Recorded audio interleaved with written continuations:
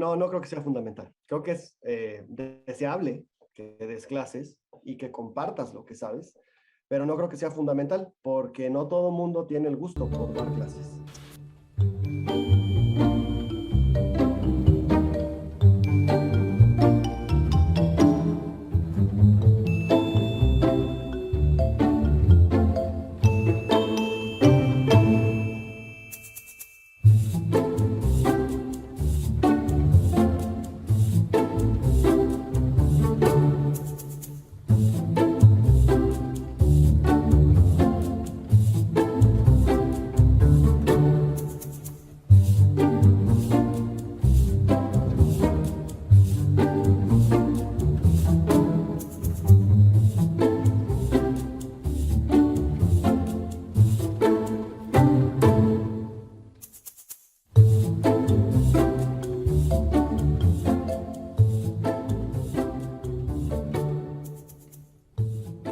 Hoy en día, la política y la religión influyen considerablemente en la ciencia.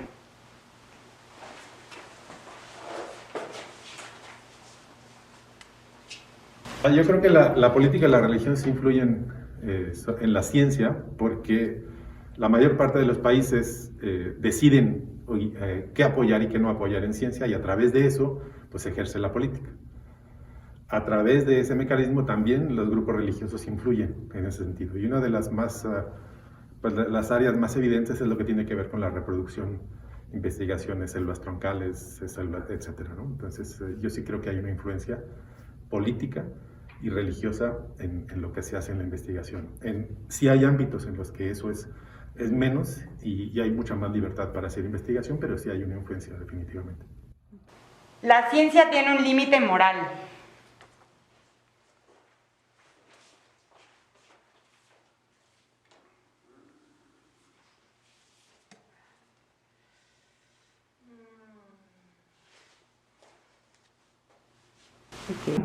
Creo que hay una distinción entre, otra vez, la pregunta es un poco ambigua entre si debería o es.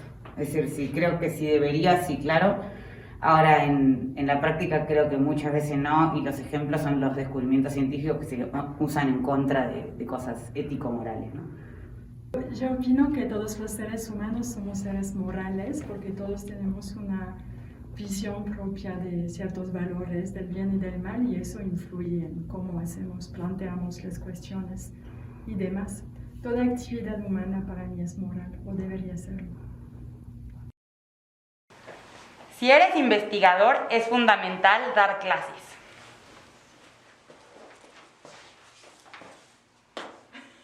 Ok, doctor Concha, díganos. No, no creo que sea fundamental. Creo que es deseable que des clases y que compartas lo que sabes, pero no creo que sea fundamental porque no todo mundo tiene el gusto por dar clases. Y la verdad es creo que es mejor que los estudiantes no se expongan a personas que no quieren dar clases. ¿Para qué forzar una situación? Si aprietas que no te queda, ¿no? Yo creo que es deseable que todos quisieran tener la voluntad de compartir su conocimiento y enseñarle a las personas para facilitar y avanzar más rápidamente el progreso, pero no es obligación. Sí, yo sí estoy de acuerdo en que es fundamental e importante para los investigadores e investigadoras dar clases. Sin embargo, la función principal es de investigación. Entonces, no hay que olvidar esa parte y en la investigación se están formando estudiantes llevando a cabo investigación al mismo tiempo. Entonces, esa combinación es importante, ¿no? Pero sí, la función principal es de investigación, pero dar clases es como se decía antes, pues un compromiso moral, además de que es la forma de relacionarse con los estudiantes de tal manera que se den cuenta de lo que hacemos, ¿no? Y se puedan interesar en el trabajo de investigación. Pues es que incluso hasta por estatutos académicos estamos obligados todos a dar clases. Los investigadores están obligados a dar 3 horas por semana de clase, por estatuto universitario. Pero además pues está el compromiso moral de habernos formado, muchos de nosotros, con los impuestos y el esfuerzo de toda la comunidad en formar esta universidad u otras. Y pues teniendo este conocimiento, esta formación que nos la ha dado el país, pues es como una obligación también moral regresárselo a las personas. Si fuera una organización privada, ¿no? También, porque tienes todos el conocimiento y la formación y hay que regresárselo a las personas. Quisiera añadir que es también una forma de elevar el conocimiento general si los investigadores participan, ¿no?, en la formación pues, escolar, ¿no?, de los alumnos. Para ser científico hay que tener una capacidad intelectual superior.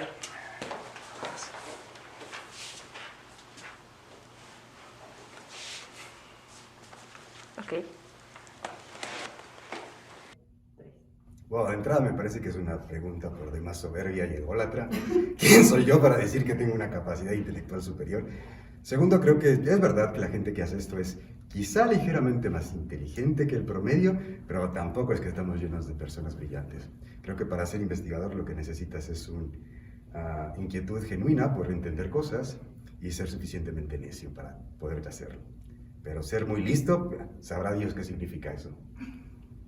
Pues yo creo que no necesitas tener una capacidad superior, pero sí necesitas tener al menos como el promedio para poder comprender las cosas e integrarlas.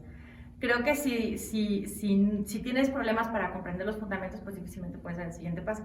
Pero superior, no, a mí me parece que las principales, quizá fortalezas de un científico, pues son la disciplina, la perseverancia, el trabajo continuo, o sea, otras cosas que te llevan, sí, a ser científico, pero no realmente como una capacidad así superior. Y tenemos muchos ejemplos de gente que es muy lista y que no logra concretar en la ciencia, y gente que pues está más o menos, pero la verdad es que el trabajo lo lleva muy lejos y lo lleva a hacer cosas extraordinarias. Entonces a mí me parece que el trabajo y la dedicación es lo más importante en la ciencia. A mí me parece que sí se requiere una capacidad intelectual no superior, pero sí mínima para llevar a cabo investigación científica. Y bueno, no sé de estudios en los que se midan los parámetros estándares de inteligencia, pero sí se requiere una capacidad de entender, de relacionar, la creatividad tiene un fondo de inteligencia.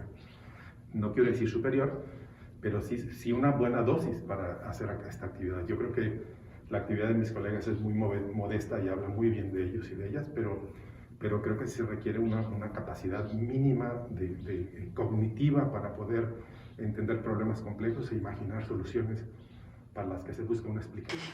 Existen ciertas características que debe tener un buen investigador.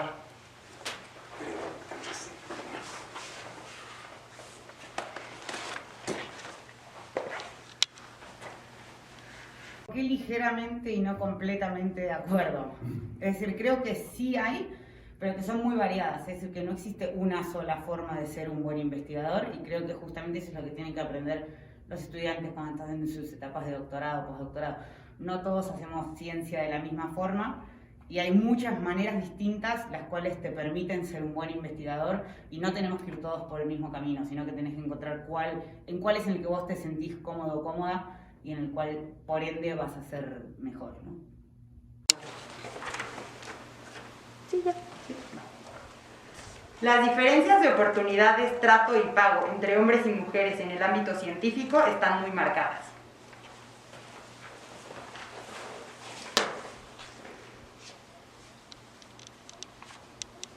Hay disciplinas en las cuales es más obvio que en otras. Quizá en biología no estamos casi 50-50, pero pues hay otras disciplinas donde es muy claro que es muchísimo más una actividad masculina que para mujeres. Creo que hay muchos factores, es una pregunta es algo muy complejo. ¿Cuáles son las razones? Yo personalmente les puedo decir que es todo un reto ser mamá, pareja y investigadora, porque los niños, que lo queramos o no, que tengamos un super papá, pues quieren mucho a su mamá. Y hacemos pues doble jornada, si no más. Entonces en muchos momentos pues hay momentos en los cuales una se puede salir, ¿no? Y eso es algo que, vuelvo a decir, por más que los hombres se impliquen, no somos iguales, eso es un hecho. En cuanto al pago, en México estamos muy en la gloria, bueno, en la UNAM estamos en la gloria, no hay diferencia de pago, lo digo claramente, pero para lo demás, en cuanto a oportunidades, creo que sí es marcado. Los números a nivel mundial, incluso también en México, son claros. Si vemos, por ejemplo, con respecto al salario, ciertamente la UNAM pues, no te dice eres hombre o eres mujer, ¿no? Y en ninguna institución. Pero si lo analizamos un poco más profundo, por ejemplo, en el SNI, ¿no? El SNI, que es este suplemento al salario, pues las personas que tengan SNI 1 pues, tienen un salario menos, bueno, un sobreestímulo menos, los que tienen SNI 2 o 3. Y si uno ve los números simplemente del SNI gubernamentales, pues es claro que hay mucho menos mujeres SNI 2 y SNI 3 de lo que hay de hombres. Que eso entonces, en términos monetarios, claro que sí repercute, ¿no? E independientemente de las disciplinas, es cierto que las mujeres por diversas razones, y es multifactorial, pues se van quedando en el camino. Una en parte porque son cuidadoras no solamente de los hijos, sino también a veces de los padres. Y hay mucha carga cultural y social sobre las mujeres y por supuesto que eso tiene una repercusión y los números nacionales e internacionales son muy claros con respecto a eso. Entonces, sí hay políticas y sí hay esfuerzos actualmente para tratar de revertirlo, pero eso lamentablemente lo vamos a ver en un tiempo pues, más lejano, ¿no? Hay que cambiar la mentalidad de las personas y eso lleva mucho más tiempo que una política. Las condiciones actuales en las que trabajan los estudiantes de posgrado son las óptimas. Otra de esas preguntas tendenciosas. Se quedan sin mi opinión. Perdóneme. Hablen con mi agente y luego...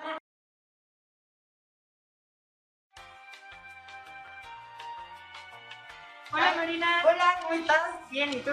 Bien, también. Oye, ¿qué haces aquí? Estoy aquí en este laboratorio de temas sensoriales y planeación motora con el doctor Víctor de la Fuente. Oye, qué padre. Sí, está súper padre. ¿Y de qué es tu proyecto? Se llama Percepción de estímulos regulares e irregulares en ensayos únicos en primates. ¿Quieres que te cuente? Uy, sí, suena padrísimo. Perfecto. Oye, pero ¿me acompañas tantito? Claro. Bueno, como te estaba diciendo, lo que queremos es determinar el mecanismo que utiliza nuestro cerebro a la hora de tomar decisiones ante estímulos regulares e irregulares mediante una prueba de percepción, de discriminación de ritmos con estructuras regulares e irregulares en humanos y en monorresos. Wow, suena súper interesante. Sí, está increíble. ¿Te atreverías a contármelo en una plática de elevador? ¿Por qué no? Vamos.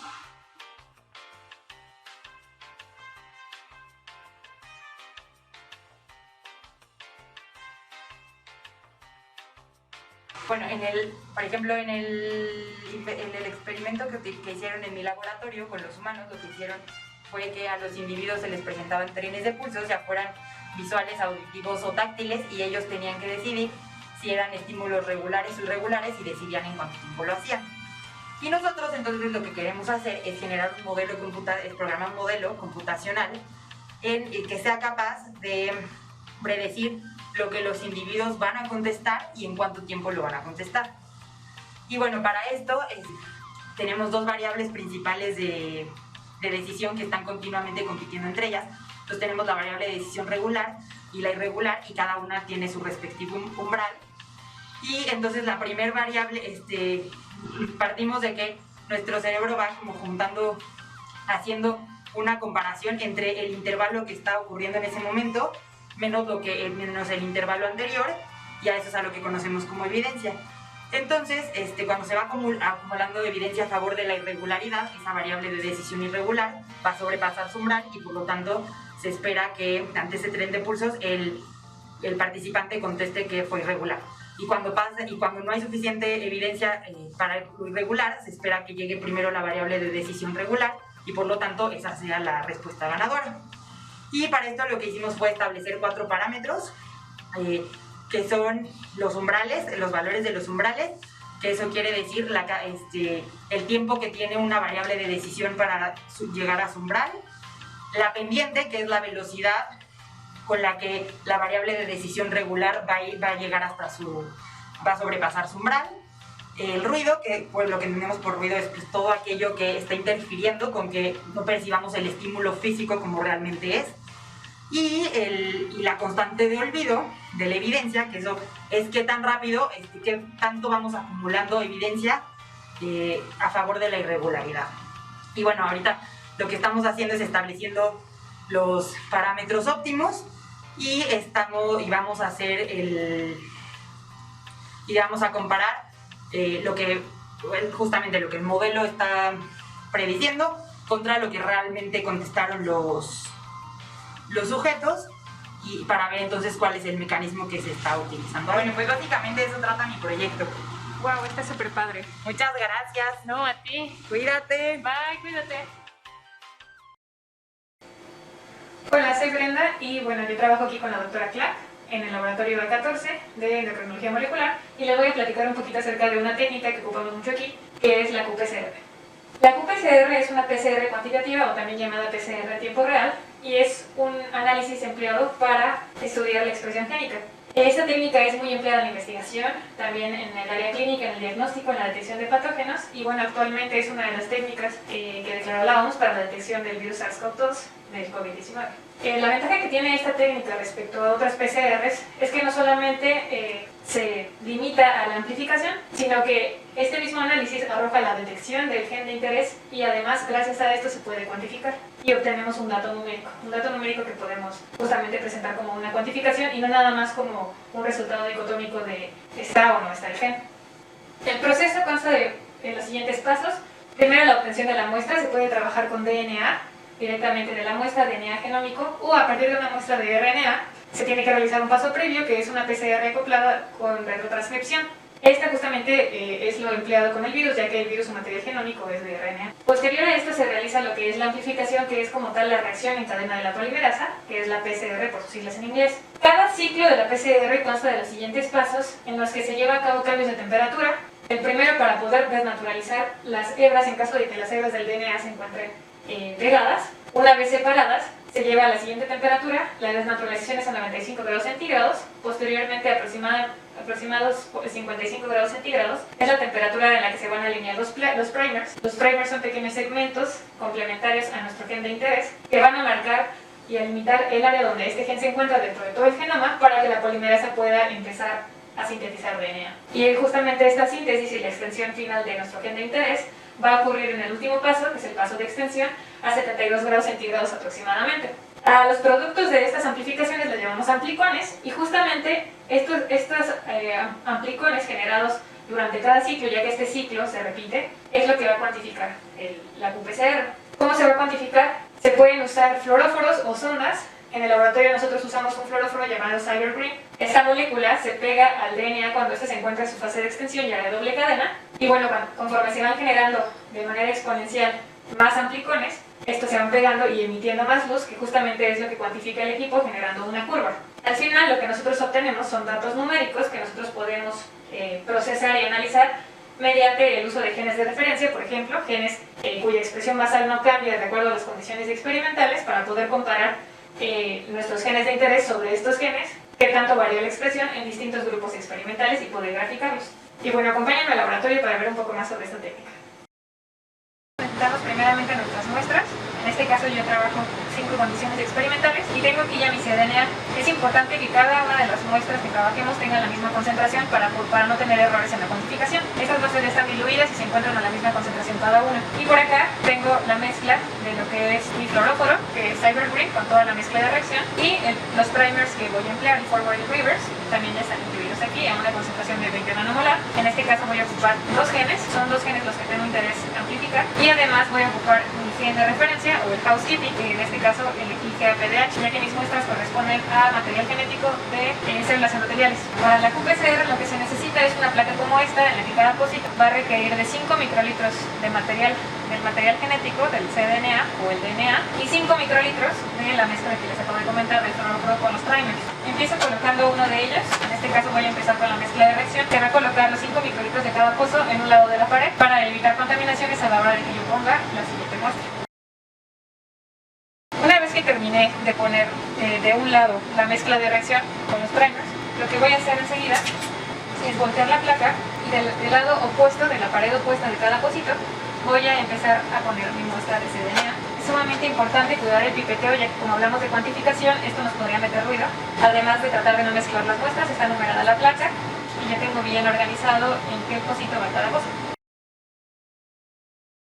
Una vez que terminamos de hacer esto, con mucho cuidado vamos a bajar las gotitas, asegurándonos de que todas queden al fondo de cada uno de los tubitos, checar que todos los tubitos tengan muestra y a sellar la placa con un plástico que quede perfectamente sellada, ya que los cambios de temperatura podrían provocar que se evapore nuestra muestra. Bueno, este es el termociclador. Este termociclador está acoplado a un sistema óptico. Aquí se van a llevar a cabo los cambios de temperatura, que tienen que ser cambios muy rápidos y cambios repetitivos, como ya platicamos hace un momento. Y también, de acuerdo al fluoróforo que ampliamos, en este caso el equipo va a hacer incidir un haz de luz a 498 nanómetros para que el Cyber pueda emitir de regreso a 522 nanómetros la fluorescencia dependiendo de la cantidad de muestra. Vamos a introducir la plaquita. Y aquí en el software vamos a programar las temperaturas, como ya platicamos, todos los cambios que necesita llevar a cabo para la amplificación y la detección, y se va a repetir en 39 ocasiones, es decir, 39 ciclos. El equipo nos muestra el nivel de fluorescencia detectado en cada una de las muestras que introdujimos en la placa. Como podemos observar, aquí está la placa y la representación de cada una de las curvas. Observando esto, el nivel de fluorescencia, tenemos un umbral antes definido. Este umbral está fijo y es seleccionado para diferenciar cuáles de las señales corresponden al ruido y cuál es la fluorescencia verdaderamente de la muestra. Todas aquellas muestras que hayan cruzado ese umbral son las que completaron parte de la cuantificación, y lo que registra el equipo es en cuál de los ciclos es justamente donde se da este cruce. La zona en la que podemos observar en la gráfica que se sobrepasa este umbral es el corte en el que marca el ciclo, y este ciclo es llamado CT, que es justamente dato numérico que nos va a servir para nosotros realizar nuestras gráficas. Es muy importante fijarnos en esto, ya que cuando nosotros realizamos el experimento es importante meter controles negativos y controles positivos y asegurarnos de que los controles negativos queden por debajo de este umbral, es decir, la curva nunca despegue este umbral, y que los controles positivos, por otro lado, sí lo hagan para asegurarnos de que la cuantificación es certera. Bueno, la QPCR es una de las técnicas más empleadas en la academia por su sensibilidad y por las aplicaciones que se les puede dar. Espero que les haya parecido interesante y nos vemos a la próxima.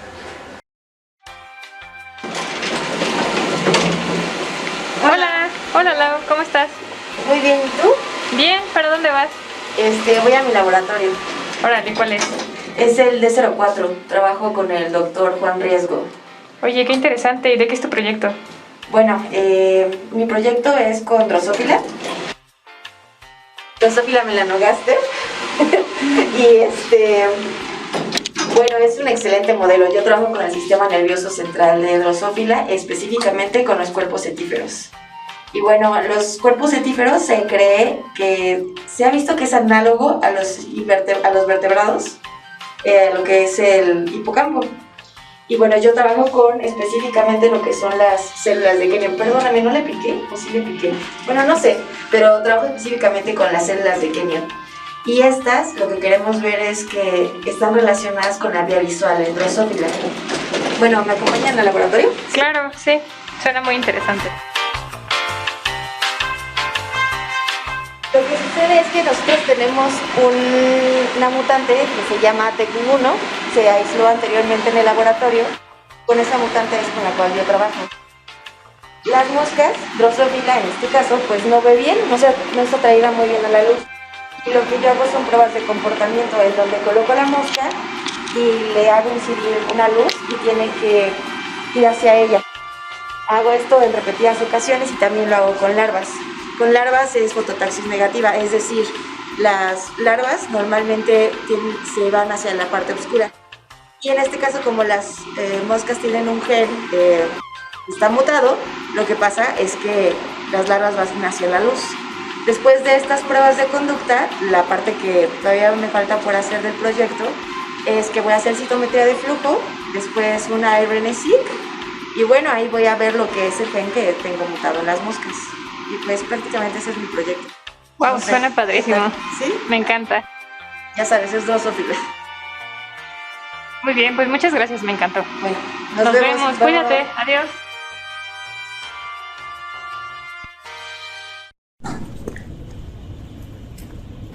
Hey chicas, ¿cómo están? Hola. Brittany y Andy. Tenía rato que no las veía. A los años. ¿Cómo has estado? Bien, yo muy bien, un poco ocupado ahí trabajando. Las veo muy ocupadas, ¿no las interrumpo? ¿Qué están haciendo? Trabajando en nuestros proyectos. Leyendo. ¿Proyectos? ¿Qué están haciendo? ¿Están en una maestría? ¿En una maestría? En ciencias de neurología. Ay, sí. No, suena muy loco eso. Y las dos estamos en el Ramón de la Fuente, trabajando con modelos animales. Árale, ¿tú qué estás haciendo, Brittany? Pues yo trabajo con orxinas. ¿Saben qué son las orxinas? No había escuchado de ellas. Pues son unos neuropéptidos que se relacionan con muchas conductas, como el ciclo de vigilia, el metabolismo, las conductas adictivas. Hagan de cuenta que la orexina va y modula la dopamina y la dopamina se encarga de volvernos adictos. Entonces, estoy investigando cómo hace eso, cómo la orexina afecta la dopamina y estoy proponiendo que es una ruta de finalización llamada la que está ahí en medio como entre ellas. Órale, suena muy interesante. ¿Cómo lo estás haciendo? Pues tengo un modelo animal, no está tan padre, pero realizo algo así como neurocirugía. Les pongo unas canalitas en su cerebro a los botones para ir directo al Nucleacomex, que es uno de los centros de adicción más conocidos. Y ya después ahí les inyecto orexina. Órale, qué interesante. ¿Y qué han encontrado? Pues la orexina en sí no es una sustancia adictiva, pero actúa como una y nosotros la generamos como nuestra propia nariz. Está muy interesante. Pues hemos encontrado que la orexina ayuda a aumentar a la dopamina y hay teorías muy locas acerca de que incluso se puede llegar a usar la orexina como un marcador para ver qué tan propenso eres a volverte adicto. Imagino que puede ser un blanco terapéutico para De hecho, adicciones, ya es ¿verdad? un blanco terapéutico. Ahorita es para la narcolepsia, para algunos trastornos psiquiátricos, también se ha relacionado con la esquizofrenia, los antagonistas de la orexina, pero también se está investigando para las psiquiátricas. Muy padre. Sí. Qué interesante. Sí, pero el proyecto de ¿de Andy? súper padre. ¿Y de qué estás trabajando tú, Andy? Yo trabajo con un modelo animal, pero con un tratamiento antidepresivo que no sé si lo conocen, es muy poco conocido. Se llama estimulación magnética transcranial repetitiva. Es una técnica que fue aprobada por la FDA apenas en 2008 para pacientes de depresión mayor resistencia a fármacos. Es una técnica que ya se aplica en la clínica de México. Hay muy pocos lugares donde realmente la aplican, pero tiene un gran potencial terapéutico. Sin embargo, no se tiene claro cómo es que lleva a cabo su efecto. Se ve que tenía efecto y la aprobaron porque es muy buena. Y parte de mi proyecto es investigar si es que tiene efectividad o es que si su efecto antidepresivo depende o no del proceso de neurogénesis. Para ello yo tengo un modelo animal en el cual primero induzco conductas tipo depresivas en los animales, después suprimo el proceso de neurogénesis con un fármaco y después doy el tratamiento con estimulación y veo si es que los ratones siguen o no teniendo el efecto antidepresivo como normalmente deberían. Órale, suena... ¿Y qué conductas induces? O sea, ¿cómo sabes que el ratoncito está deprimido? Pues hay conductas o características dentro de estos modelos de depresión en animales con estrés crónico, que son como la anedonia, la desesperanza o la pérdida del autocuidado. Son principalmente indicadores de que el animal ya no está tan bien, básicamente. Prácticamente un ratatouille deprimido. Un ratatouille deprimido. Y después se le dan tratamiento pues con actividad. Claro, órale, qué proyectos tan interesantes, chicas. Ya me estoy animando yo a entrar a la maestría también. ¿Tú qué has hecho? Yo ando trabajando, no en algo concreto. Pues deberías entrar, está Estoy vendiendo dulces. Sí, es pesado, pero si realmente te apasiona, tienes ese amor y esa empatía por algo nuevo, yo creo que vale la pena. Te iría muy bien. Sí. Espero que sí. Pero muchas gracias por platicar de sus proyectos. Yo tengo que irme a seguir vendiendo dulces, entonces yo las dejo. Pues nos vemos, chicas. No sois unos pulparindos.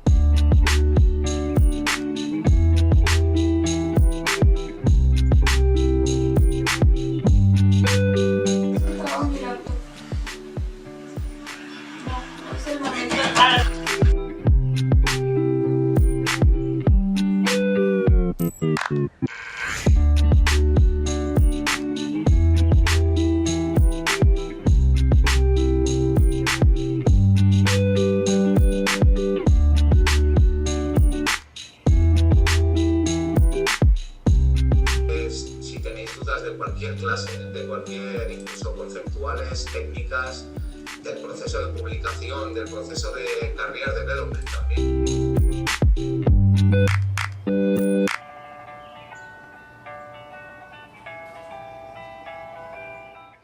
De la maestría también. Que sí se ha visto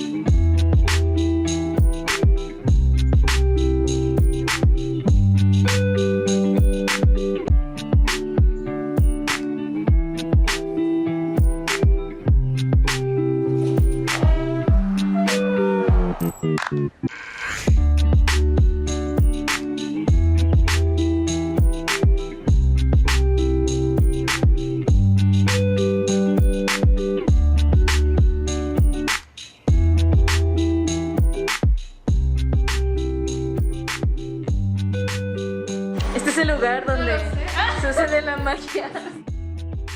Y a veces es magia, a veces no hay nada.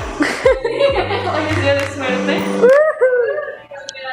Necesito obtener fotografías de las células que yo trasplanté. Pues estas células son células multipotentes que yo las pongo en medios de diferenciación para los ciclos. Lo que queremos ver es que adquieran una morfología de estos ciclos, ¿no? A partir de las fotografías en el confocal, pues podemos hacer análisis morfológicos para determinar si tienen la morfología típica de estos ciclos humanos. Nice. Entonces, bueno, primero hago como un escaneo rápido en 10x y en 25x para ubicar las células y a partir de ahí me voy a 40x, tomo otra vez en Z-Stack y en 63 es donde tomo una célula aislada. En este caso espero que sea ahí y en esa un modelo tridimensional para poder hacer los análisis que se necesitan.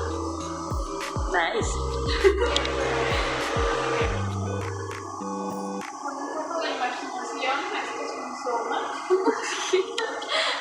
Y estas son pues, las prolongaciones del soma de las células, ¿no? Y lo tomo en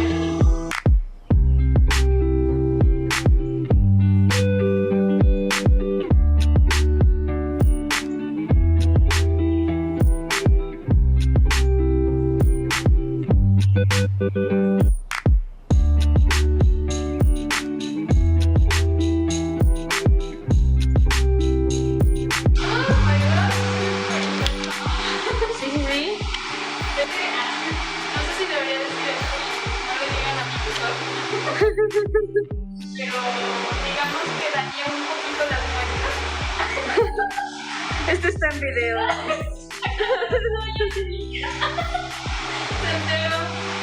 tengan muestras de fluorescencia no las dejen en la luz así porque pues se dañan. Puede salir mal.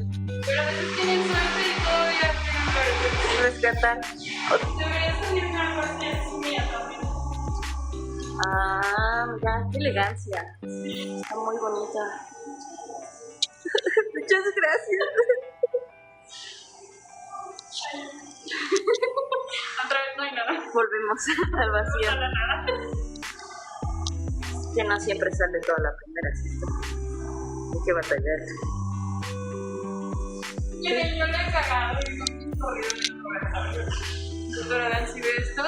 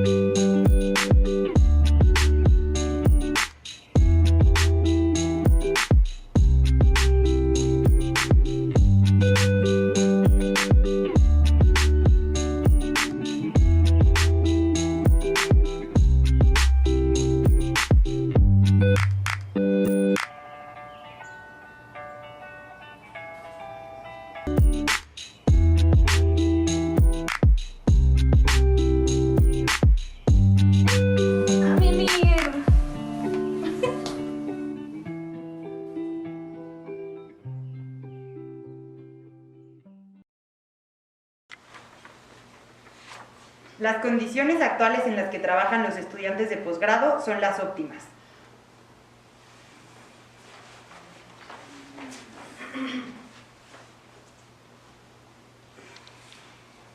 Yo sí creo que nuestros estudiantes de posgrado tienen condiciones adecuadas de trabajo, buenas condiciones de trabajo, acceso a equipamiento, a recursos para hacer su trabajo de investigación, sus clases, etc.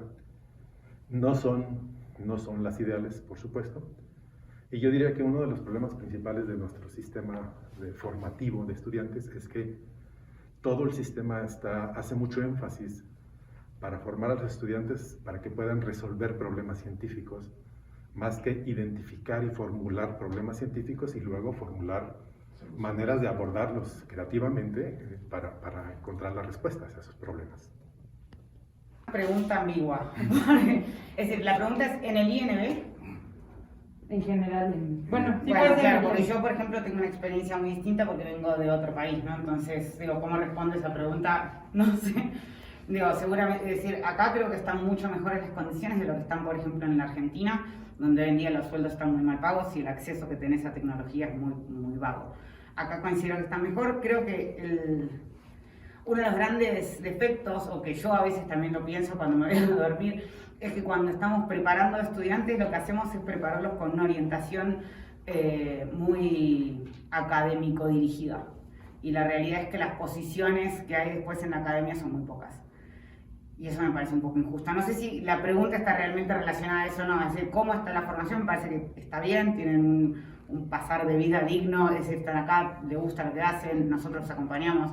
Pero es un poco, quizás en algún punto demagógico esto de estar formando y parece como que estamos prometiendo que van a llegar a este lugar cuando sabemos que las chances son bajas. Entonces habría que ver cómo tratar de rearmar eso para que realmente todos tengan la misma cantidad de oportunidades, quizás no en la academia y en otros lados, pero hacerlo menos dirigido a la academia o abrir más plazas. Digo, no sé cómo se resuelve eso, pero... El presupuesto es un factor determinante en la calidad de la ciencia.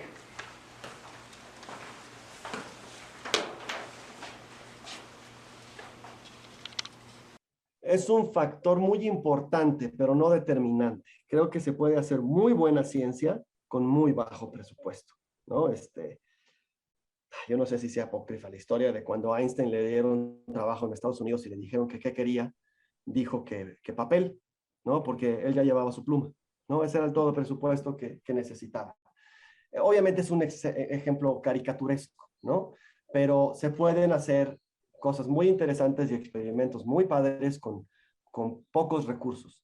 Que hay experimentos que requieren una enorme cantidad de recursos y que son experimentos relevantes, sí, también los hay, pero no, por eso creo que es un factor muy importante, pero... Cuando estamos estudiando siempre nos enseñan que lo más importante es la pregunta, y la pregunta puede ser muy creativa. Y la pregunta nos puede llevar a hacer un buen diseño, pero lamentablemente los recursos sí determinan que puedas responder esa pregunta. Claro, eso no implica que no haya maneras más creativas y más baratas de responder la pregunta, y siempre la pregunta debe ser importante. Pero muchas veces es la tecnología la que limita el avance y poder adquirir las cosas es algo que sí limita el poder tener la oportunidad de responder la pregunta, ¿no? Y esto no solamente es el presupuesto, incluso para armar un laboratorio, para comprar los reactivos, también es el presupuesto que tienen a veces para poder contratar a un técnico, para poder pagar a los estudiantes. Entonces el dinero determina la calidad, pues sí. Entre más recursos tenga un laboratorio y recursos pues que para pagar otra vez personas especializadas, apoyo, los estudiantes, eso también son recursos, pues por supuesto que eso puede ir encaminado a la calidad. Ahora, no necesariamente un laboratorio que tenga más dinero hace ciencia de más calidad. Eso no me parece que sea una línea recta. También muchas veces con los recursos se pierde la creatividad y la capacidad que tenemos de preguntarnos y empezamos a hacer experimentos nada más por hacerlos, porque además se ven bonitos, las fluorescencias, etcétera, y olvidamos la parte creativa. Pero creo que si hay una buena pregunta, muchas veces sí requiere de herramientas costosas y de un presupuesto para poder llevar a cabo esos experimentos. Y lo que tiene también es que las capacidades que te digo, a qué revistas vas a poder publicar y tal, muchas veces te piden cosas muy, muy costosas, ¿no? Es decir, tus probabilidades de publicar alto también creo que están relacionadas con la cantidad de fondos que tenés y a la vez tus capacidades de publicar alto es lo que te va a permitir seguir haciendo ciencia o no. Entonces... Sí, ahí sí hay una relación entre el presupuesto y la visibilidad que tiene tu trabajo. Y eso además también te permite entrar a otros círculos y relacionarte con otras personas. La ciencia es un negocio extraordinariamente elitista. Esa es la verdad. Tristemente, si no es que yo esté orgulloso de eso. ¿No? Es muy elitista. Y definitivamente los recursos, si bien no necesitas una cantidad ilimitada de recursos, necesitas una cantidad mínima de recursos para poder contestar con calidad las preguntas que te puedas plantear. Plantearte la pregunta es sencillo, relativamente cualquiera puede tener una idea o una pregunta, pero después resolverla, sobre todo en esta era en la que cada vez hay más avances tecnológicos y cada vez te piden más demostraciones con técnicas más complejas y más costosas para poder hacer visible tu trabajo y publicarlo, los recursos son indispensables. En investigación científica, México está a la altura de países de primer mundo.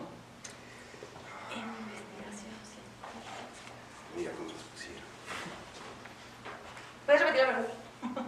En investigación científica, México está a la altura de países de primer mundo.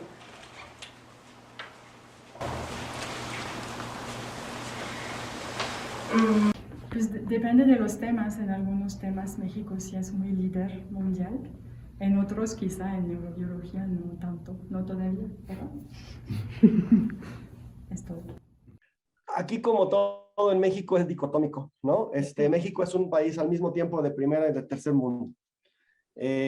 Hay ciertos centros e institutos de investigación e investigadores como entes individuales que sí, por supuesto que están a la altura de cualquier investigador, de los mejores investigadores en el mundo, y ejemplos hay, afortunadamente hay muchos. Pero, como todo en México, eso es una élite chiquita, un porcentaje muy chiquito, rodeado de un montón de otras personas que no tienen, es como si fuera otro país. Entonces, si vamos a hacer los numeritos, México puede aparecer bastante bien parado, pero casi siempre es muy sesgada la distribución. En todo el mundo la distribución es sesgada, pero creo que en México, en todos los aspectos de México, la distribución se sesga todavía más. La manera en la que funciona el Sistema Nacional de Investigadores SNI y la forma en la que se evalúa a los científicos en México es adecuada.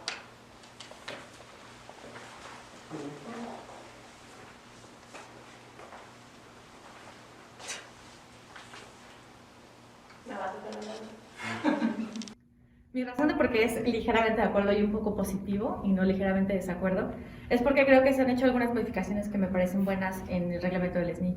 Antes se evaluaba por el número de papers nada más, ahora ya están metiendo la calidad del paper, ¿no? Porque antes con el número de papers era tengo que cumplir una cuota, ahora la calidad importa. En este último reglamento del SNI me parece que incorporan la docencia, que a mí me parece bueno, otra vez regresando al punto anterior, que también los investigadores tienen que dar clases, y la formación de recursos humanos, claro, en la dirección de la tesis, pero también la divulgación, que son además pues, como ejes principales de la universidad, la divulgación, la docencia, la investigación. Entonces me parece que está ahí como que un poco más completa la visión del investigador, no nada más el investigador que está pues, en el laboratorio haciendo ciencia, sino que también se abre al mundo y comparte. Y la otra cosa que me gusta de algo que cambió del SNI es que ahora son un poco más flexibles justamente con este tema de las mujeres. Antes tenía 1 año de maternidad, de chance de que yo tuve un hijo, entonces puedo renovar el próximo año. Ahora hay 2 años. Entonces me parece que estos cambios son positivos y por eso es que estoy ligeramente de acuerdo. Pero por supuesto hay muchas cosas que se pueden mejorar del SNI. Me ha costado mucho llegar a ser investigador y conseguir el puesto que ocupo actualmente.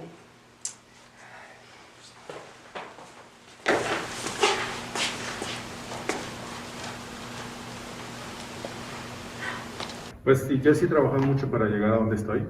No quiere decir que quizás a otra persona le habría sido más fácil llegar a donde yo estoy, pero a mí sí me ha costado trabajo y mucha dedicación. Y con mucho gusto lo he hecho. Porque sí me ha costado trabajo, claro que me he tenido que esforzar, pero no puedo negar que ha habido muchos factores que jugaron a mi favor sin que yo me diera cuenta, ¿no? Privilegios previos, que sabía hablar inglés desde chico, fui a escuelas donde me enseñaron cosas, que fui a una universidad buena, y poquito a poquito, que le tuve que echar ganas en cada uno de esos pasos, sí, pero por más ganas que tenga uno, sin una serie de privilegios preestablecidos, no se puede, eso de que nada más hay que echarle ganitas en la vida y las cosas se van a dar, yo estoy en total desacuerdo con eso, ¿no? Las cosas primero tienen que estar puestas para que uno le eche ganas. El que no aproveche eso es un ingrato, pero pensar que el que no logró algo porque no quiso, cuando no tenía las circunstancias, pensar que esa persona vale menos, es una visión muy miope, yo creo, y muy egoísta. Bueno, desde el principio estuve consciente que este iba a ser un camino largo, difícil, tortuoso. Y teniendo eso en cuenta, pues me parece que solo hice lo que tenía que hacer para llegar acá. Y mucho trabajo. Tampoco sé que es mucho trabajo. Como verán, tengo problemas con la definición de lo que son las cosas, ¿no? Es bastante subjetivo. Parece que es una consecuencia lógica, natural, de una trayectoria que sí implica cierto compromiso, dedicación, etc. Pero creo que lo hice relativamente gustoso y entonces no me pareció tan trabajoso al final. La pasé bien. Peligroso porque como el mensaje es como si te dedicas lo suficiente vas a llegar a donde querés y yo creo que no es así. Bueno, también creo que hay un gran consciente. factor de, digo claramente, ¿no? Si no haces nada, yo estoy de acuerdo con lo que dijo el doctor Varela, digo, sí, creo que me dediqué, lo hice con cariño, dedicación, lo que sea. Pero también es verdad que conozco mucha gente que lo hizo de la misma manera y que no tiene una posición. Digo, tener una posición también hay algo que hay un poco de azar, ¿no? Claramente vos tenés que poner lo tuyo y si no haces nada no te va a salir, eso estamos todos de acuerdo. Pero creo que aún dedicándote muchas veces tiene que ver en dónde caíste en tu doctorado, en tu postdoctorado, cómo fue la relación con tu jefe, en qué momento estaba el laboratorio, si tuviste la suerte o no de lo que estaba pasando cuaje un poco con lo que vos tenías en tu bagaje. Y después también el día que te presentás a una plaza, ¿quiénes compiten con vos? Digo, todas esas cosas son factores que son un poco azarosos y habiendo tan pocas plazas me parece que no es un garantizado de decir, bueno, dedícate y vas a llegar a tus 35, 6, 8, 40 años a una posición. Hay gente que no lo logra o que lo logra pero tiene que, ¿no? Como que hacer cosas que no hubiera querido. Se vive bien siendo investigador. ¿Dónde? Aquí. Aquí en Aquí en México. Sí. ¿Listo? Sí, se vive bien si uno modula un poquito sus expectativas, ¿no? Como dice un amigo, no soy rico, pero vivo rico, pero vivo rico. No soy rico, pero vivo rico, ¿no? No, es suficiente, definitivamente es suficiente e incluso un poquito más de lo que se necesita para tener una vida cómoda. Se puede dar incluso unos gustos, pero uno no va a andar manejando Ferraris. Yo vine del mundo de los médicos y mis cuates, todos se hicieron especialistas y subespecialistas. Hace mucho dejé de tratar de compararme con su estilo de vida, porque no tiene ningún caso. Pero veo cómo persiguen la chuleta todo el día y sus estreses que tienen, y no lo cambio por nada, ¿no? Yo me quedo con lo mío. Entonces, creo que es suficiente, se vive bien, pero no es una vida de lujos. Sí, es que sí, en México sí se vive bien siendo investigador. Yo sí lo quisiera decir, en Francia, por ejemplo, los salarios de mis amigos son más bajos que lo que yo gano actualmente. Tengo 43, o sea, ni estoy ganando lo que terminaré ganando aquí. Y además la presión allá de publicar y de productividad es muchísimo más alta que lo que se exige aquí. Sí, ni les cuento en Argentina, ¿eh? Es decir, la situación en Argentina es bastante más crítica que la de Francia. Digamos, sí, me parece que somos muy afortunados acá. Incluso en Estados Unidos la presión que les ponen para... Claro, sí, quería hacer esa única decisión, digo, que otra vez, si la pregunta es, ¿se vive bien? Digo, que si nuestro sueldo, nuestras prestaciones, sí, obviamente, creo que ahí nadie tiene nada que decir. Lo único, que quizás soy yo, ¿no? Pero es un poco estresante al principio, supongo, después cuando las cosas ya están andando, está todo bien, pero ahora que estamos en esta etapa de prueba, digamos, y tal, yo muchas veces siento que tengo un montón de estrés, no, ¿cómo voy a hacer? ¿Cómo voy a lograr mantener esto? Y si después me echan, y si no, digo, esa parte es un poco estresante, ¿no? Y que tenés que publicar, tenés que hacer esto, tenés que hacer lo otro, y si, bueno, pero me parece que es hablando desde un lugar del privilegio absoluto, digo, no. Sí, yo también creo que habría que hacer una distinción en México, en la UNAM, bueno, versus también, las estatales. Porque en las estatales el salario no es bueno, la probabilidad de que te caiga un financiamiento es menor, entonces tienes que estar buscando colaboradores, tienes que estar buscando pues hasta a veces financiamiento para tus estudiantes. No son el mismo número de becas que caen las estatales los que llegan a la UNAM, por ejemplo. Y como hace rato platicábamos, conozco investigadores de verdad que con el SNI, con su propio salario, compran reactivos, compran materiales. Y un poco regresando a la pregunta de si los estudiantes de posgrado están bien, en la UNAM, sí, pero si conocían los posgrados en las estatales, estudiantes a veces compran sus propios materiales para poder trabajar, no tienen las condiciones. Entonces, sí a mí me parece que hay una gran diferencia y decir que estamos muy bien también es mandarles un mensaje a todos los estudiantes de que, está padrísimo, y una vez que llegas, ya llegaste y te sientas, estás cómodo. Pues no, porque también pues, la UNAM ya está llena, entonces ya los lugares que se ofertan en la UNAM son pocos, así que la mayoría de los que están regresando ahorita pues están incorporando a las estatales, y en las estatales está muy difícil. En las estatales tiene que haber una reforma para que realmente la gente que hace ciencia pues no tenga 15 horas para dar clases, pueda hacer ciencia y tenga además financiamiento y pueda tener estudiantes que tengan beca y los estudiantes no tengan que comprar sus propios reactivos, ni los investigadores tengan que poner de sus ni para comprar reactivos. Entonces, realmente en este país de tanta diversidad, pues estamos contestando con base en lo que vemos en la UNAM y los salarios de la UNAM. Y también podríamos decir que los salarios de la UNAM en Querétaro son más altos que en CEU. Porque nosotros tenemos tenemos área geográfica y eso nos da más. Entonces, hay una escala de grises en eso que habría que considerar. Yo creo que además de, ¿por qué estoy aquí? No es solo por el aspecto económico. Yo entendí la pregunta como versus cualquier otro tipo de trabajo. Creo que ser investigador es algo formidable. Te da libertad, te permite viajar, te permite estar en contacto con gente joven toda tu vida académica. Te permite retarte, evolucionar con tus propias propios valores, quereres, etc. Y sí, creo que, y por ejemplo aquí, porque en Francia no estás tan obligado en dar clases, pero aquí me parece formidable que debas dar clases, te metas en la divulgación. O sea, es un trabajo tan multidisciplinario, ¿no? Desde aspectos de gestión de humanos, a encontrar dinero, a redactar muy bien en una supervisión, hablar varios idiomas, encontrar gente diferente. A mí me enriquece, o sea, aunque me pagaran mucho menos, seguiría siendo investigadora porque creo que es un trabajo precioso. Me gusta interactuar y trabajar con mis estudiantes. Yo sí. Es que era muy osado, ¿no? Correrse para el otro lado.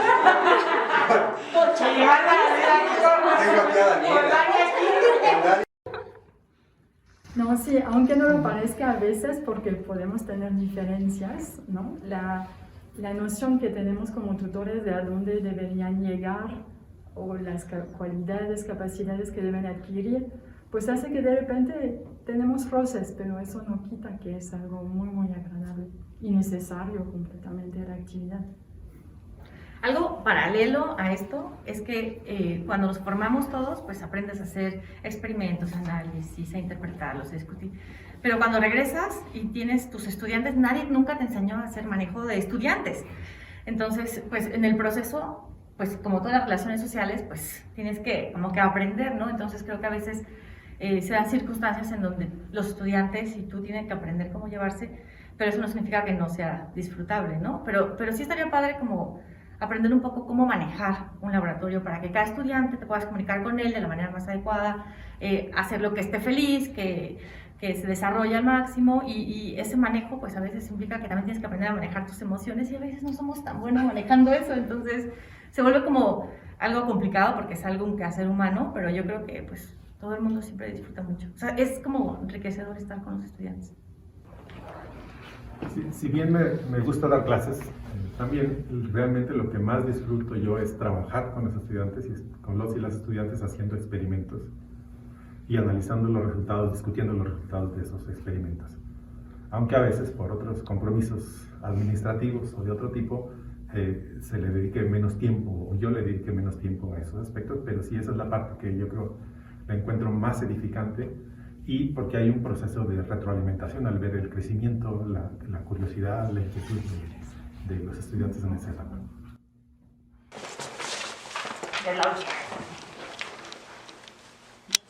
A pesar de las dificultades, todos los días encuentro la motivación necesaria para seguir haciendo ciencia.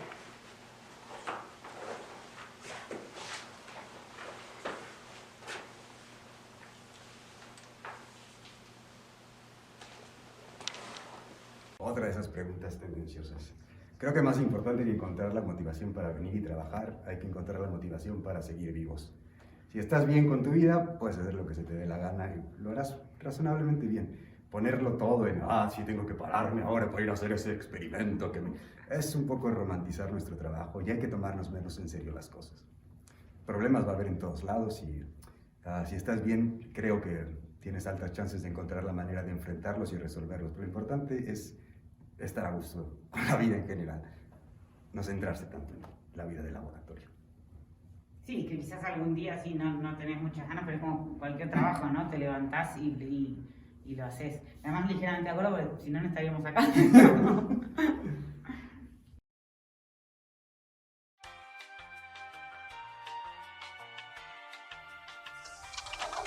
ya terminamos. ¿Cómo te sentiste? Muy bien, está muy divertida la prueba. Bueno, ahorita nada más desinfecto un poquito aquí y nos podemos empezar. Ok, ¿este es tu laboratorio entonces? No, yo trabajo en el C14, aquí hacemos las pruebas nada más. Es el laboratorio de percepción y producción del habla. ¿Quieres acompañarme? Sí, claro. Oye, ¿quieres saber más del proyecto? Claro, ¿te parece si es una charla de elevador? Está bien, ¿no?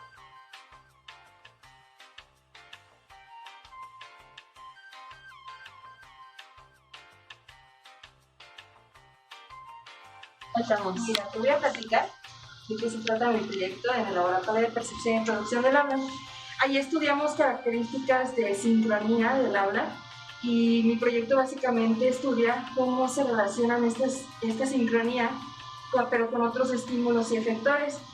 Por estímulos me refiero como a tonos y en efectores también a aplausos. Entonces yo estudio la sincronía de las personas cuando escuchan y producen habla o cuando escuchan tonos y producen aplausos.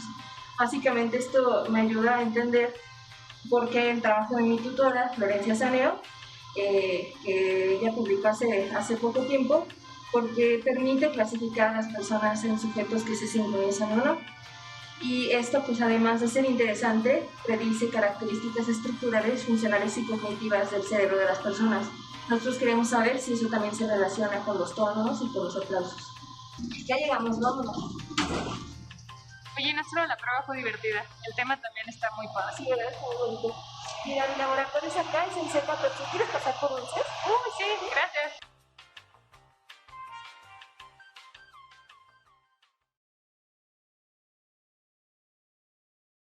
Buenas tardes, amigos.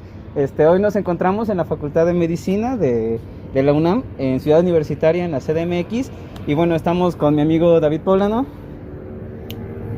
Y bueno, yo soy Jared Rivera. Somos alumnos de la maestría en Ciencias, en Neurobiología. Y bueno, hoy vamos a enseñarles cómo se hace la técnica de biología molecular de Western blot. Y bueno, un poco de sus principios para que entiendan cómo se realiza a cabo esta técnica.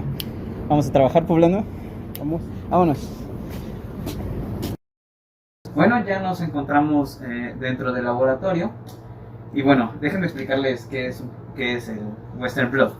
Esta es una técnica semi-cuantitativa que se utiliza para buscar proteínas específicas dentro de algún tejido.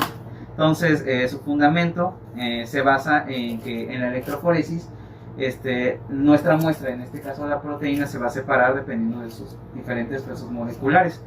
Después este gel lo vamos a pasar a una membrana de nitrocelulosa que posteriormente utilizaremos para buscar las proteínas utilizando anticuerpos específicos para esta. Y bueno, ahorita mi compañero David Poblano está preparando la muestra, está cargando loading buffer y beta mercaptoetanol, que son necesarios para cargar para que el gel corra que la muestra corra de manera correcta, y que sea más fácil cargarlo dentro de los pozos del gel. Y antes de realizar todo esto se hizo una serie de procedimientos donde pues extrajimos el tejido, homogenizamos la muestra con un buffer de lisis, se extrajo la proteína y después la cuantificamos. Y bueno, y posteriormente correremos la electroforesis en el gel de poliacrilamida. Después de haber preparado las muestras, estas se calientan a una temperatura cercana a los 90 grados con el propósito de desnaturalizar las proteínas a su estructura primaria. Esto permitirá que se separen de manera correcta cuando se haga la electroforesis. El siguiente paso es preparar el gel de poliacrilamida para la electroforesis. Para esto tenemos que preparar los soportes con un par de vidrios, un par de separadores y un peine por cada gel que hagamos. Primero se agrega la porción del gel que corresponderá al running, que es la parte del gel donde las proteínas se van a separar dependiendo de su peso molecular. Después de agregar el running, tenemos que esperar unos minutos a que éste solidifique. Ya solidificado, se procede a agregar el stacking. El stacking es la parte del gel en la cual se van a alinear todas las muestras, lo que nos asegura que comiencen a migrar desde el mismo nivel. De la misma manera, esperamos a que solidifique. Ya que tenemos los geles, estamos listos para realizar la electroforesis. Para esto, los geles se colocan en la cámara de electroforesis. Se agrega buffer al 1%, se retiran los peines y ya podemos empezar a cargar las proteínas en los pozos. Es en esta parte donde se debe tener mucho cuidado al pipetear para que la proteína no se salga de su pozo. También no se debe olvidar de colocar el marcador de peso molecular. Este nos dará la referencia de dónde se ubican los respectivos pesos moleculares. Y hay que recordar que las proteínas van a mirar al ánodo, por lo que hay que estar atentos en cómo conectamos los cables de la fuente de poder.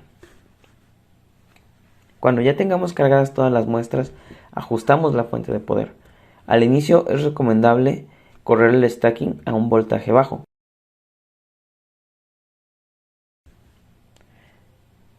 Una vez que las proteínas terminen de correr el stacking y pasan al running, ya podemos incrementar el voltaje. Nosotros lo subiremos a 90 volts. Una vez que el frente de corrida se encuentre en la parte inferior del gel, es momento de terminar la corrida. Posteriormente, desmontamos y retiramos los geles.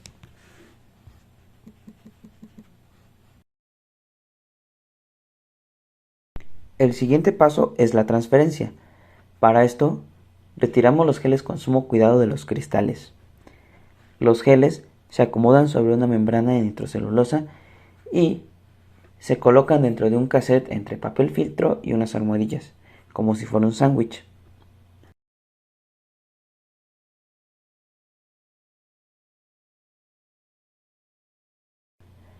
Una vez listo el cassette, lo ponemos dentro de una cubeta para transferencia húmeda, la cual estará llena de buffer de transferencia. Es aquí donde debemos tener en cuenta que la membrana de nitrocelulosa debe estar colocada en medio de los geles y el ánodo. De esta manera, nuestras proteínas migrarán del gel a la membrana. Aquí ajustaremos la fuente de poder a 250 mA y lo dejamos correr por 4 horas. Ya que la transferencia terminó, desmontamos la cubeta. Sacamos el cassette y extraemos la membrana de nitrocelulosa, que es la que vamos a utilizar. Posteriormente tenemos que comprobar que la transferencia se haya realizado correctamente. Para esto la teñimos con rojo de Ponceau para poder visualizar las proteínas. Retiramos un poco el exceso con agua destilada y listo. Tenemos nuestra membrana. Entonces, una vez que ya tenemos la membrana, esta la utilizaremos para buscar las proteínas que queremos encontrar. Un paso importante antes de todo esto es el bloqueo. El bloqueo evitará que los anticuerpos primarios que vamos a usar se unan de manera inespecífica a la membrana. Para esto utilizamos leche sin grasa al 5% por 1 hora. Después ya podemos colocar el anticuerpo primario, ya sea monoclonal o policlonal. Este reconocerá una secuencia específica de aminoácidos de esa proteína. Este lo podemos incubar 24 horas. Después tenemos que retirar el anticuerpo primario, hacemos unos lavados para quitar el anticuerpo primario residual y ya podemos colocar el anticuerpo secundario. Es aquí donde debemos verificar que sean producidos en el mismo animal. Así, si el primario está hecho en ratón, debemos usar un anti-mouse, un secundario anti-mouse. Esta incubación puede hacerse de 1 hora. Nuevamente se debe lavar la membrana para quitar cualquier anticuerpo secundario residual, y debido a que el secundario está conjugado a una enzima que produce una señal detectable al unirse a su sustrato, debemos agregar el sustrato para que se produzca la luz, la cual podremos detectar en un fotodocumentador y así poder cuantificar la proteína que estamos buscando en nuestra membrana. Para eso nosotros usamos este kit de quimioluminiscencia. Y bueno, eso ya no se los puedo enseñar, pero bueno, esto es todo lo que les puedo enseñar yo del Western Blot. Y bueno, espero les haya gustado y gracias por ver estos videos.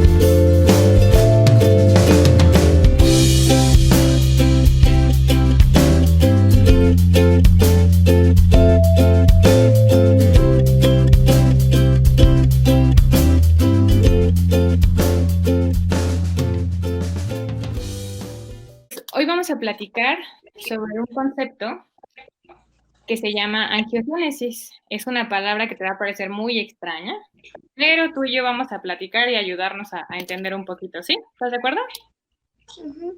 Ok.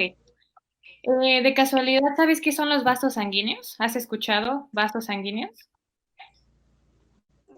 No, ¿verdad? Bueno, yo te voy a enseñar un dibujito que te hice para que más o menos te des una idea.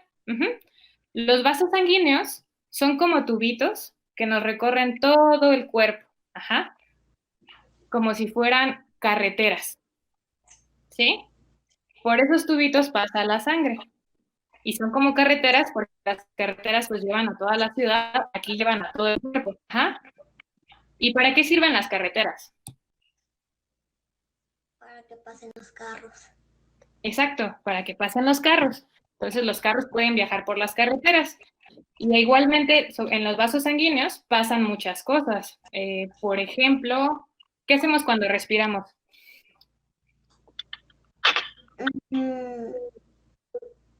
Se nos viene el aire. Exacto, se nos viene el aire. El aire tiene algo que se llama oxígeno. El oxígeno lo ocupamos para poder vivir y tiene que llegarnos a todo el cuerpo. Entonces, justamente, una de las cosas que viajan por esas carreteras es el oxígeno. Cuando nosotros comemos, ¿a dónde se va la comida? A la panza. A la pancita, al estómago. Ahí se disuelve y se van los nutrientes. ¿Y qué crees? ¿Los nutrientes los necesitamos solo en el estómago o en todo el cuerpo para crecer?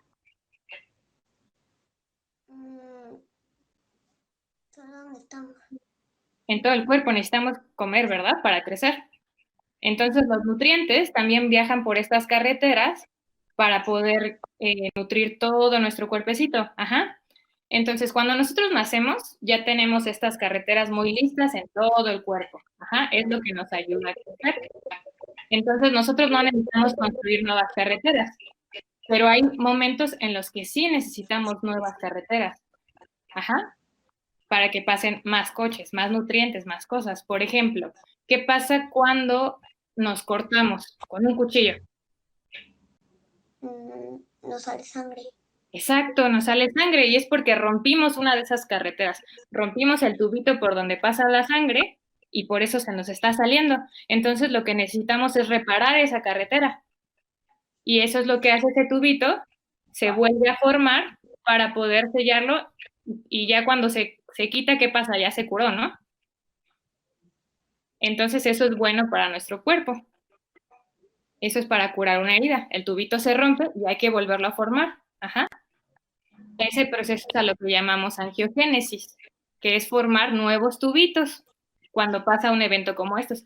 ¿Sí me entendiste un poquito? ¿Hay algo que me quieras preguntar? ¿No? ¿Aprendiste? Un poco. ¿Te acuerdas cómo llamábamos a estos tubitos? Carreteras. Carreteras. Y se llaman en realidad vasos sanguíneos. Eso, muy bien. Perfecto, Valeria.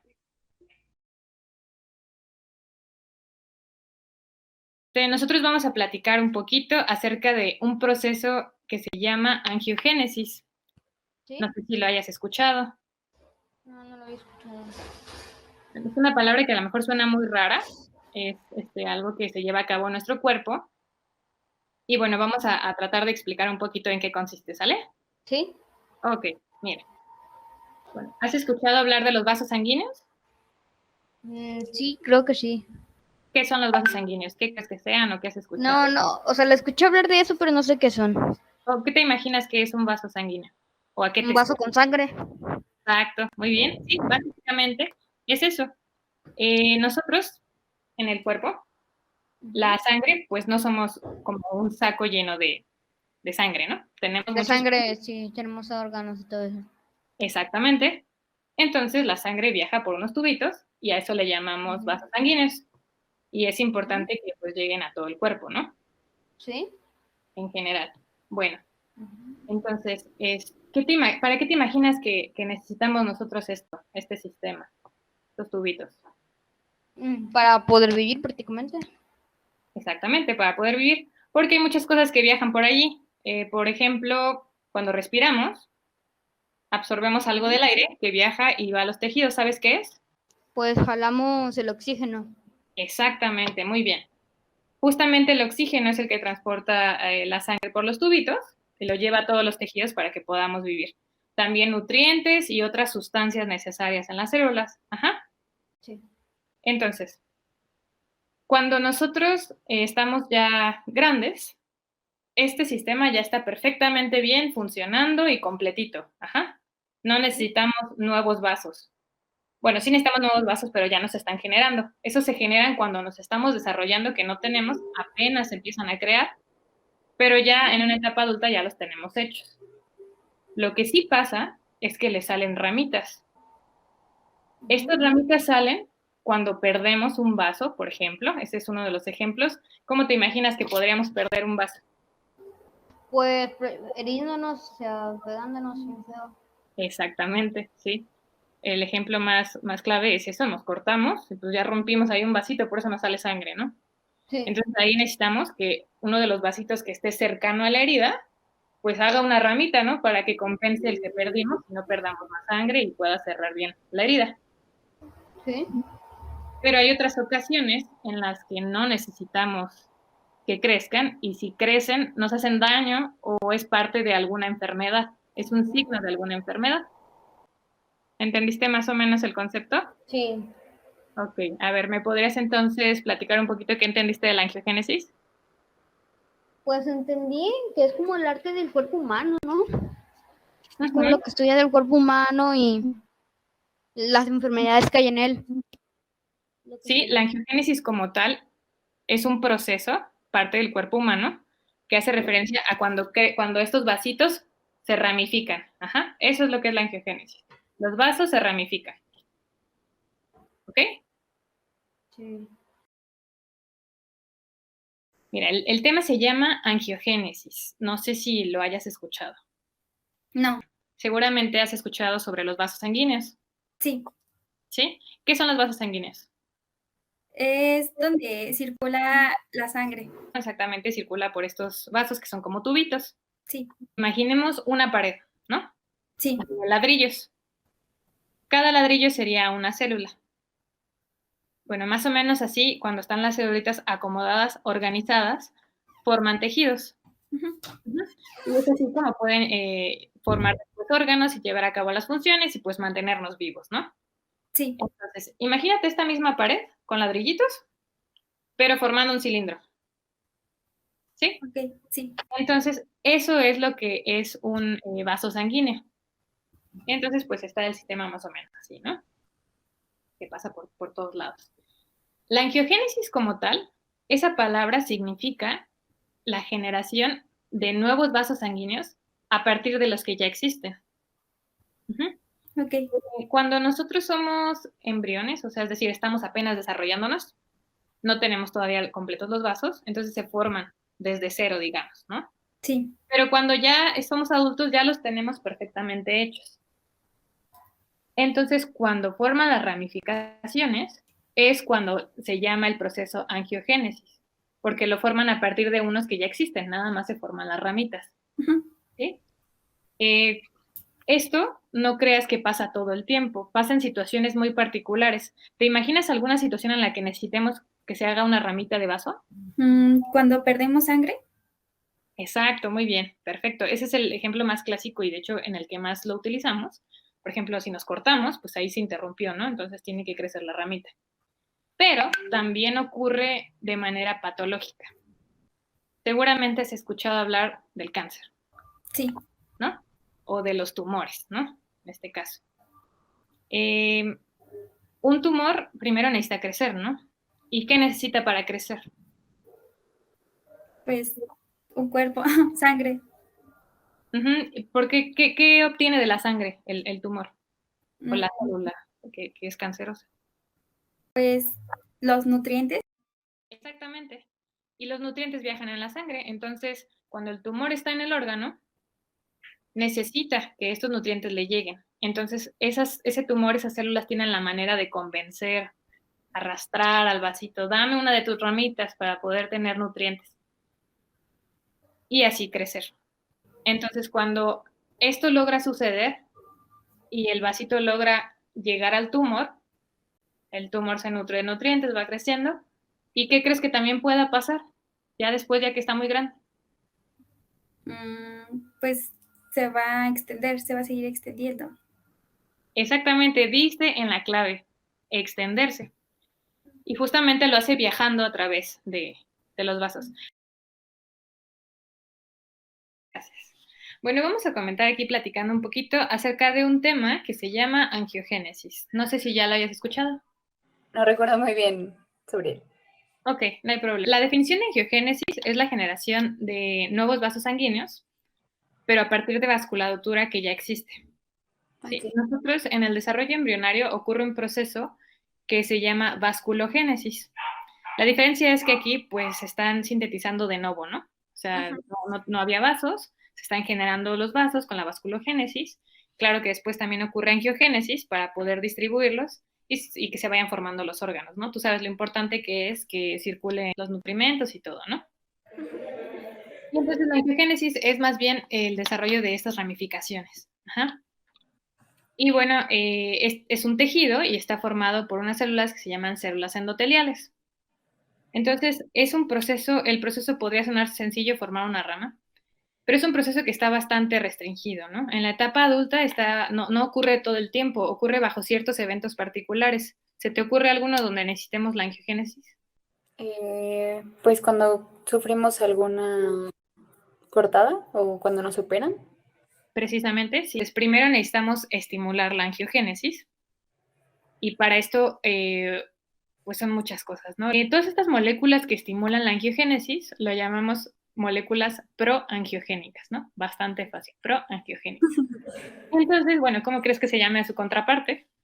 Represores de angiogénesis. Claro.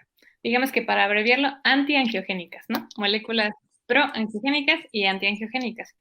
Esto es muy importante.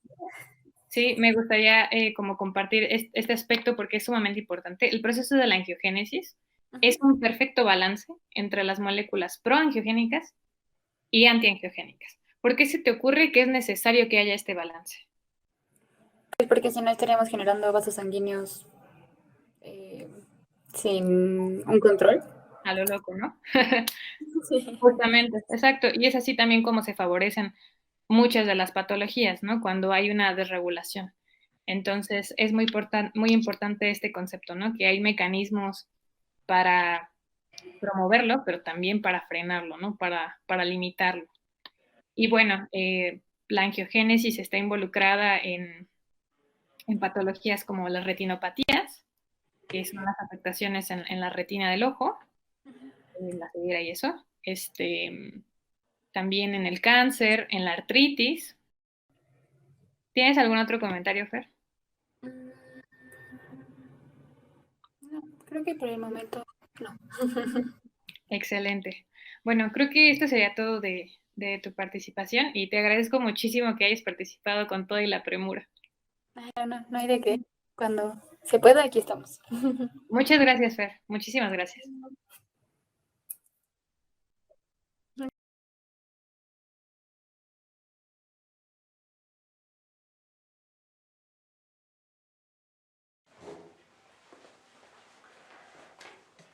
Bueno, primero que nada, aprendan a respirar con cubrebocas.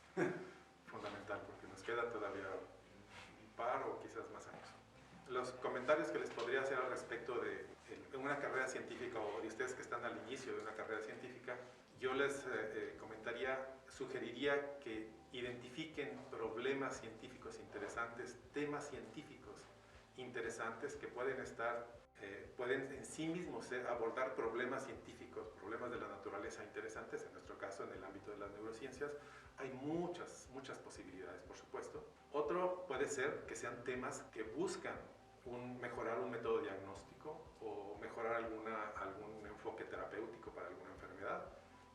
También esos son, por supuesto, muy interesantes. El otro, en una siguiente etapa, creo que es importante que encuentren el espacio, ya sea un laboratorio, un grupo de investigación, un consorcio, un departamento de investigación, en el que puedan abordar esos temas científicos de una manera creativa, con rigor científico, por supuesto, y donde tengan el mejor enfoque o las mejores herramientas tecnológicas para abordarlo. Entonces, creo que esa combinación es importante y por supuesto que el trabajo constante en una actividad en la que a veces no se tienen los resultados inmediatos. Hay proyectos de investigación que demoran meses o años a veces para ver un resultado, para confirmar una hipótesis. Entonces se requiere una tenacidad y una persistencia que solamente surge de una motivación por hacer algo que es fascinante en sí mismo. Eso sería en general, y por supuesto otros aspectos en cuanto pues tienen que ir tomando las decisiones adecuadas en las diferentes etapas de su formación, pero yo diría que esos aspectos son fundamentales. Una que les diría es, no pongan todos los huevos en la misma canasta. No, esténse seguros que también lo que creo es que si les gusta hacer esto, háganlo y sepan que quizás después no lleguen a tener una plaza, es una posibilidad, pero que mucho importa, ¿no? Digo, primero que eso te permitió, todos los años que estuviste haciendo esto, lo hiciste con gusto y te permitió tener un trabajo que te excitaba, lo cual no es menor en el mundo en el que vivimos. Y segundo, que también creo que tampoco hay que ser tan drásticos, porque también es verdad que si tienes un doctorado probablemente, digo, vas a conseguir un trabajo, o sea que quizás no tiene por qué ser en la academia y que el abanico es mucho más amplio. Y la segunda creo que también es algo que también se menciona acá, de no crean que ser un buen científico es una sola forma. Hay un montón de formas de hacer ciencia y creo que es algo que justamente que uno va encontrando en ese camino y que muchas veces quizás se marca y dice, no, pero yo tendría que ser más como él y tal. Y quizás no podés, y quizás tu camino es un poco distinto y tu forma de hacer las cosas es un poco distinta. Y lo que tenés que entender es eso, cuál es tu forma y cómo hacerla que funcione, ¿no? Y que no hay una sola manera de resolver las cosas. Eso de buscarle las cosas divertidas a todo y las cosas mecanísticas a todo, hace más llevadera la ciencia, porque es lentísima. Y entonces, si uno está esperando que su ciencia le otorgue placer diariamente, estás condenado a la miseria, ¿no? Mi esposa dice que en la investigación hay días buenos y meses malos, ¿no? Y yo creo que tiene toda la razón. Es muy lento y entonces uno busca como mecanismos intermediarios para ir sacándole placer a las cosas mundanas, en lo que llega ese momento padrísimo en el que terminas un experimento y sale lo que te habías imaginado o mejor, en el que te aceptan el artículo, etcétera. Esos momentos que son poquitos a lo largo del año son totalmente extasiantes, pero el resto del año necesitas un poquito de lo demás.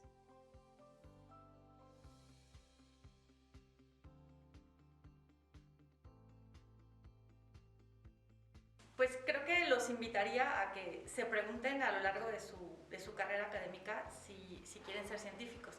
A veces cuando entramos a la maestría es como un caminito que es como de corridito, ¿no? Maestría, doctorado, postdoc, otro postdoc, regresas a México. O no regresas.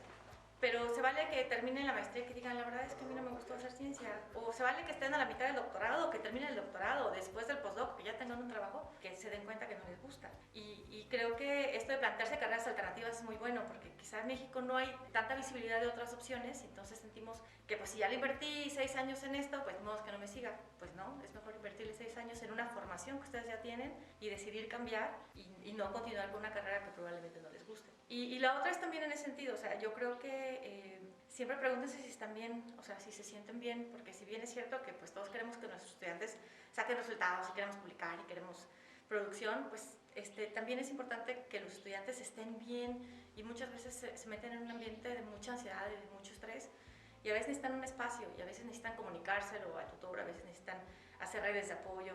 Entonces sí vean su salud mental, valórense todo el tiempo. Esta es una carrera que a veces puede ser muy, muy agotadora, a veces pues si persistes en un experimento que no sale, o a veces hay cuestiones de ego, de si ya publicó tu compañero y tú no, que te puedes sentir afectada. Entonces siempre esténse checando si están bien, si se sienten felices, si lo que están haciendo les gusta, y si no, pues también se vale detenerse, preguntarse, buscar ayuda, cuidar su inteligencia emocional, su estabilidad emocional, y hablen con sus tutores. A veces creo que existe una barrera y no tienen a veces los estudiantes la confianza para hablar con sus tutores, y si también no sienten esa confianza con los tutores, pues también siempre pueden cambiarse de proyecto y de laboratorio. ¿Escuchaste, Dani? Bueno, mi primer consejo sería tómenlo con calma. Esto es así. Mi segundo consejo tiene que ver con cosas que mencionaron los otros investigadores, que es que primero, discúlpenos, nadie nos enseñó a formar personal ni a tratar con los estudiantes. Y la otra cosa tiene que ver con lo que dijo el doctor Varela. Probablemente muchas de las veces la formación de los estudiantes de posgrado está encaminada a enseñarlos a resolver problemas. Pero más importante que la resolución del problema es ser capaces de identificar un problema. Entonces, en este negocio necesitan ustedes desarrollar esa habilidad, volverse autocríticos y también encontrar la manera en la que ustedes aprenden, volverse autodidactas. Ser autodidacta es algo indispensable en este negocio porque nunca va a haber forma de que a priori lo sepas todo. Siempre vas a tener que estar aprendiendo. Entonces tienes que aprender y tienes que entender cómo es que aprendes. Y suerte, no es un consejo, pero es un deseo.